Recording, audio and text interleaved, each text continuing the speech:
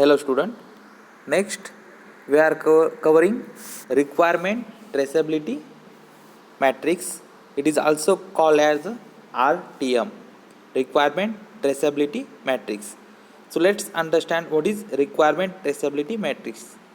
So for understanding, as a name indicate, requirement first is requirement given by customer. Traceability, so we have to trace whether the given requirement is satisfied or not. And matrix means we can say table.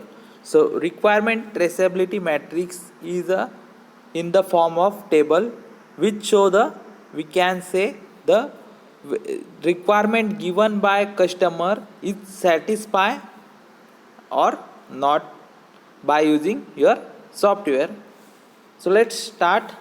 RTM capture all requirements proposed by the client or development team. So it includes both the requirement client as well as development team, and their traceability in a single document delivered at the conclusion of the life cycle. So all the requirement given by client, or we can say customer or development team, are put into the, we can say, table, and it check the traceability whether it is implemented successfully or not. So in short, in other word, we can say it is a document that maps and trace user requirement with the test cases. So for each requirement, the tester going to write a various test cases. The requirement traceability matrix is usually developed in concurrence with the initial list of requirement, either the user requirement or the functional requirement specification. It is, we can say, FRS, functional requirement specification. So mostly it is drawn from the initial requirement given by the customer. Now we are going to see the one example so you get more clear on this. So as shown in this table, you have to first write down the requirement traceability matrix, then you have to write down the project name, on which project you are working. So suppose project name online flight booking application. Then there are various column present. The first is business requirement document, or we can say BRD, business requirement document. Then functional requirement document, and last column is test cases document. Again BRD, here we are split into two part. First is business requirement ID. So for each requirement you have to provide a one ID.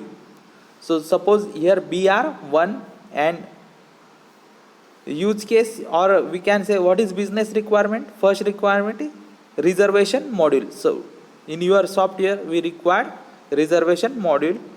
Again second, you have to give ID BR2 and payment module. So this is the business requirement documentation. This is requirement given by, you can say, customer. Then functional requirement document. So in functional you have to give a functional requirement ID and the, what is the functional requirement. Suppose in reservation module, then there are various type of reservation present. So we can say functional requirement first, one way ticket booking, this is the one requirement. Then round way, matlab we can say the source to destination and destination to again source. And third type is multi-city ticket booking. So these are the functional requirement document. Now again tester or developer have to assign some priorities: high priority, low priority, medium priority. And at the end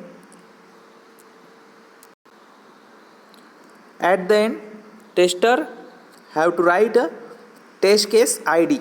So here tester write a test TC hash 001, TC hash 002. So these test cases designed by the tester are used for the checking the one-way ticket booking is successful or not. Similarly, here TC hash 003 and 4 used for the checking whether round-way ticket booking successful or not in your application. So here various you can tester may write one test cases or we can say 2 4 depend on the condition or depend on the requirement it can write the test cases ID. So now what this table indicate, suppose tester write these two test cases for this.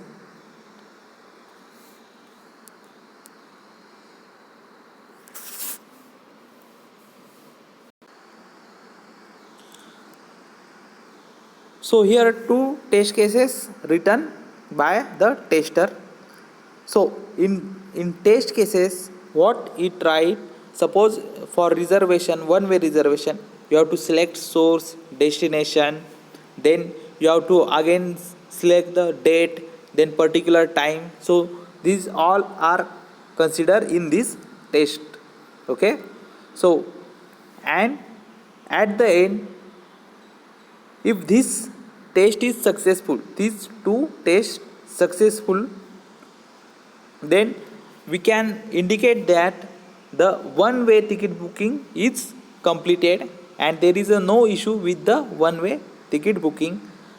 Again similar tester write for the test cases for the round way ticket and multi-city ticket booking. If all this successful, then we can say the reservation module is working very well and there is no issue with the reservation module. So we are tracing the requirement of customer with the various test cases. It is called as requirement traceability matrix.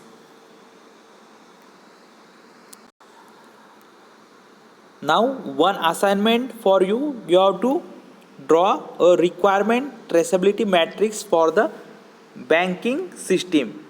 Okay, so bank system, consider only one scenario. First is account opening and we can say second scenario loan.